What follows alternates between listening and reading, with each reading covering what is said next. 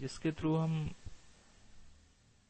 ये टेम्पररी और परमानेंट दोनों तरह के हार्डनेस को इजीली रिमूव कर सकते हैं। हमें पता है कि जो भी हार्डनेस प्रेजेंट होता है वाटर में, वो this is due to presence of cations and anions. अगर इन केटायंस और एनायंस को इंडिविजुअली रिमूव कर दिया जाए तो वाटर हम कह सकते हैं कि प्योर सॉफ्ट वाटर में कन्वर्ट किया जा सकता है। आयन एक्सचेंज प्रोसेस में कुछ एक्सचेंज रेजिन्स यूज किए जाते हैं। ये जो एक्सचेंज रेजिन्स हैं ये क्रॉस लिंक पॉलीमर्स हैं, हाई मॉलिक्यूलर वेट पॉलीमर्स, जिनके पास कुछ ऐसे ग्रुप्स होते हैं जो कि एक्सचेंज किए जा सकते हैं वाटर में अवेलेबल कैटायंस और एनायंस के साथ। एक्सचेंज होने से फायदा ये होता है कि ये अपने कुछ कैटायन वाटर को देते हैं और उसमें जो हार्डनेस प्रोड्यूसिंग कैटायंस हैं उन्हें ये एब्जॉर्ब कर लेते हैं। ठीक उसी तरह अपने ये एनायंस वाटर को देते हैं और उसमें जो हार्डनेस प्रोड्यूसिंग एनायंस है उन्हें ये एब्जॉर्ब कर लेते हैं। ये एक्सचेंज करते हैं आयंस का फ्रॉम वाटर टू इटसेल्फ।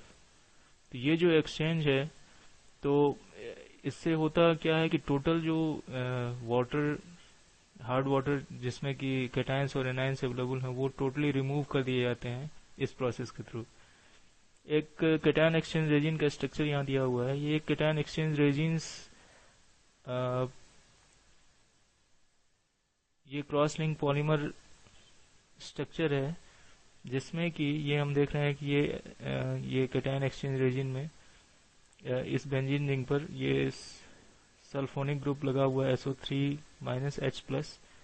तो इसका जो ये H+ वाला पार्ट है,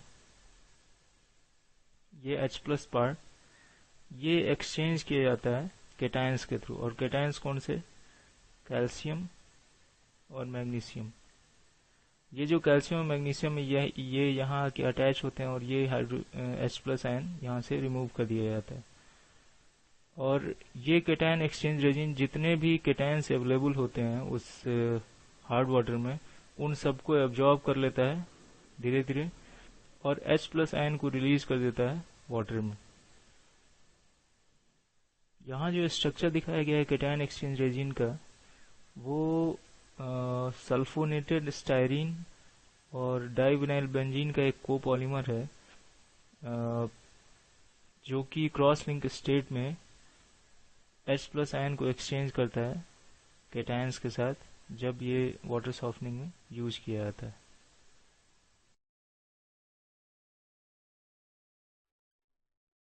ये स्ट्रक्चर है एक एनायन एक्सचेंज रेजिन का जिसमें हाइड्रोक्सिल आयन्स अवेलेबल हैं जो कि एक्सचेंज किए जाते हैं जितने भी हार्डनेस प्रोड्यूसिंग एनायंस हैं वाटर में अवेलेबल, जैसे बाइकार्बोनेट्स या सल्फेट्स या क्लोराइड्स।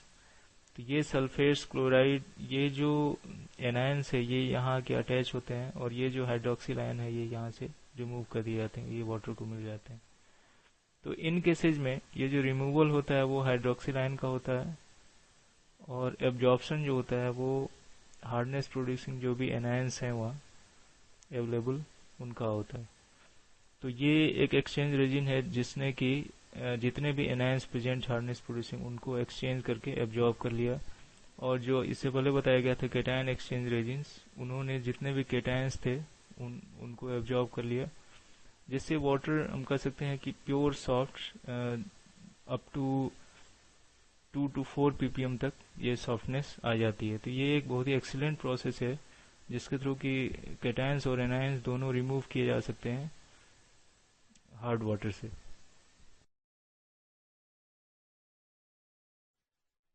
ये डायग्राम है एक आयन एक्सचेंजर का जिसमें कि कैटायन और एनायन दोनों तरह के एक्सचेंजर लगे हुए हैं।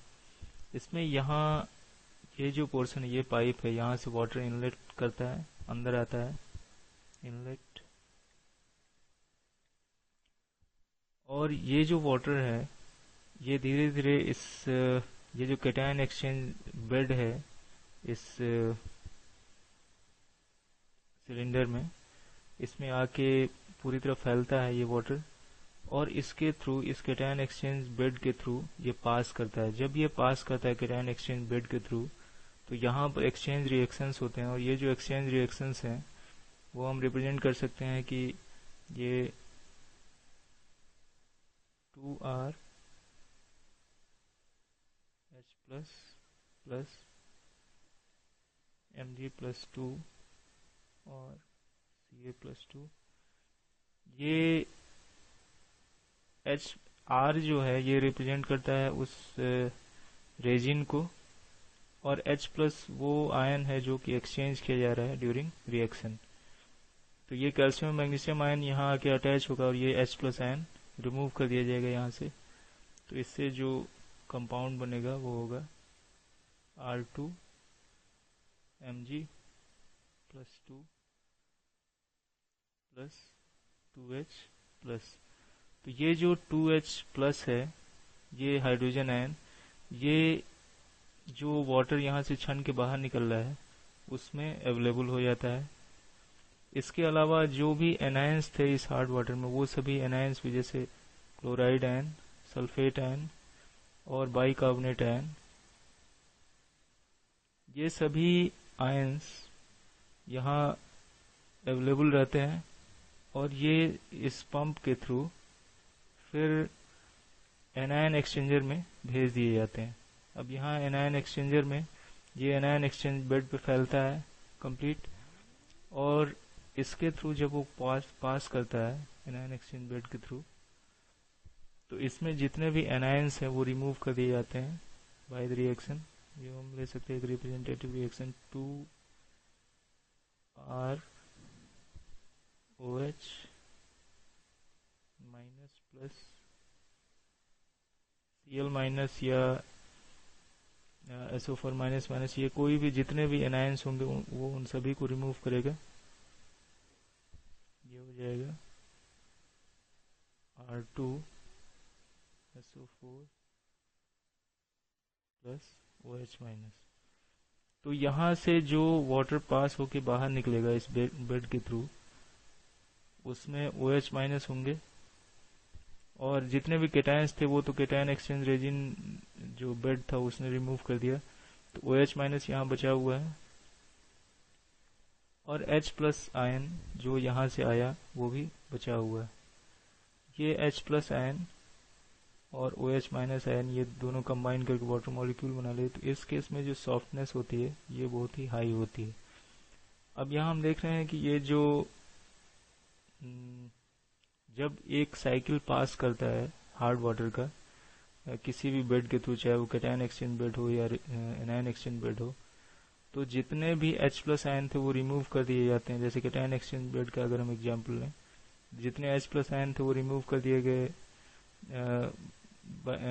बाई जितने केटायंस वहाँ अवेलेबल थे। तो जब एक बार एक साइकिल कंप्लीट हो जाती है तो यहाँ पर ये जो बेड हैं वो हम कह सकते हैं कि वो डेड हो जाते हैं।